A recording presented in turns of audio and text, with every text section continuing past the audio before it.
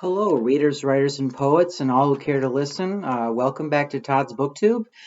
Tonight, it's been a month since I filmed a video. Sorry about that. Tonight, I plan to do a book haul and a movie haul. Growing up, I grew up in the 90s, and every decade had some wonderful movies, and movies are one of my first passions. I should get that out of the way before I show the movies. And back in the 90s, you had all the old classic Disney cartoons that were very popular, and you had the movie Forrest Gump and Schindler's List and Goodfellas, and Robin Williams was a major star at the time, Good Will Hunting, just tons of movies, more than I can count. And I want to do a movie haul. Let's see. 1, 2, 3, 4, 5, 6. First, we'll start out with, this is one of my favorite films of all time. It's Anonymous. It's the story about how maybe William Shakespeare didn't write all of his own plays. We know that he did and no one else did, but it's a interesting topic to explore. Anonymous. Saw the movie years ago and loved it, thought it was well made. And I had lost it, and I found this at a little library sale at my local library. They were selling it for 50 cents, so quite the steal. One of my favorite movies, and I bought it for 50 cents, so you can't beat that. Then we also have a Blu-ray of Citizen Kane, that came out in 1941, and which is considered by many to be one of the greatest films of all time, if not the greatest American film. For many years, Sight and Sound magazine, this was their #1 film, and I've seen it, and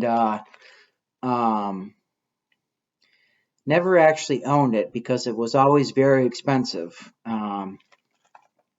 Sorry for the glare on the packaging there.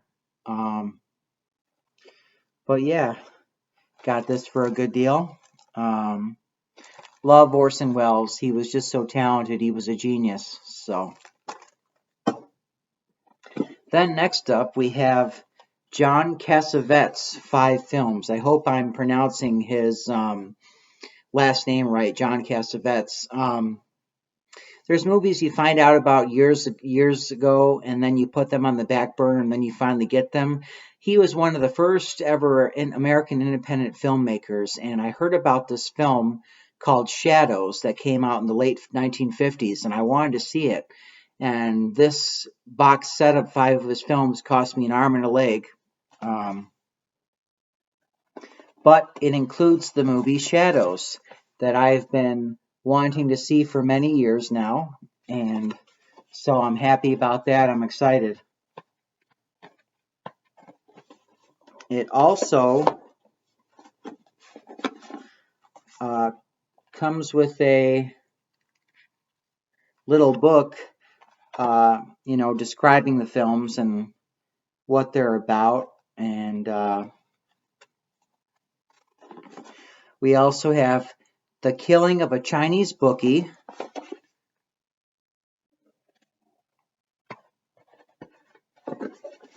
We also have Opening Night, John Cassavetes' Opening Night.